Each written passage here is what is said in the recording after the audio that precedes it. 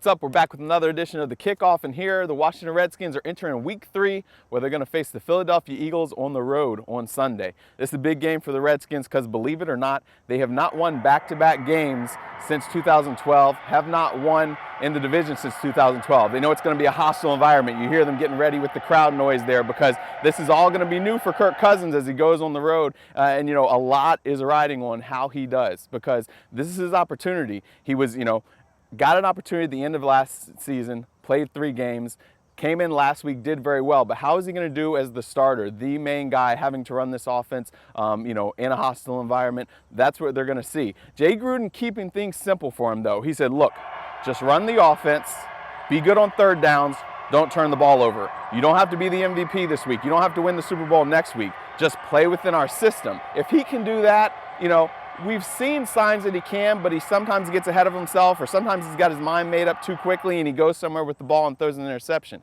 Last week he didn't throw any interceptions. If he can eliminate the turnovers and keep this offense moving, then that bodes well for him. Jay, what are we looking at defensively? Well, Mike, what we're looking at defensively is the screen game of the Philadelphia Eagles.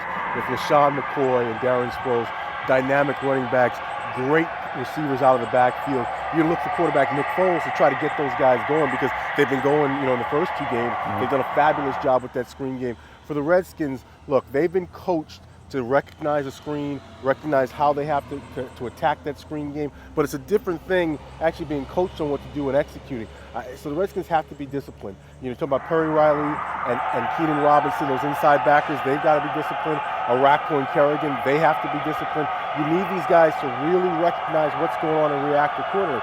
Also, Mike, you talk about any game in the NFL, you talk about getting pressure. Right. And pressure starts for the Redskins with Jason Hatcher. This guy has been just an animal, a complete beast in the first 2 games. And if he can continue to collapse the pocket the way he does, hey, that bodes well for the Redskins.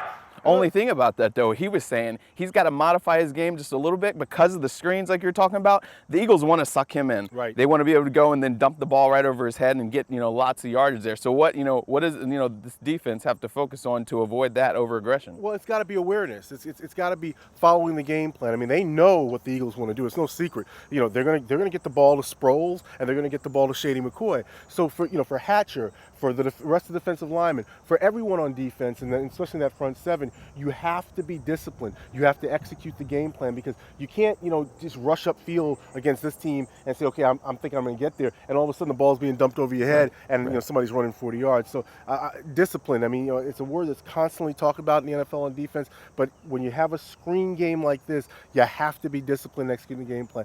And then also, look.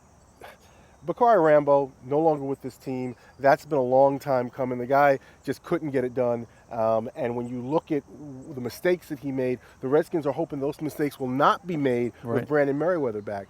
Brandon Merriweather is a guy who can definitely make plays. The problem is he gets himself in so many situations where he gets suspended, served his 2-game suspension, this season, first 2 games. So, you look at it, you say, okay, Brandon, they get him back.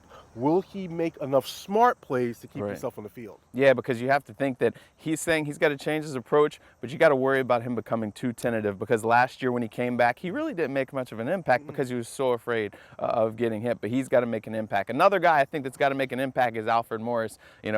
He will be Kirk Cousins' best friend if Jay Gruden sticks with him, continue to pound the ball.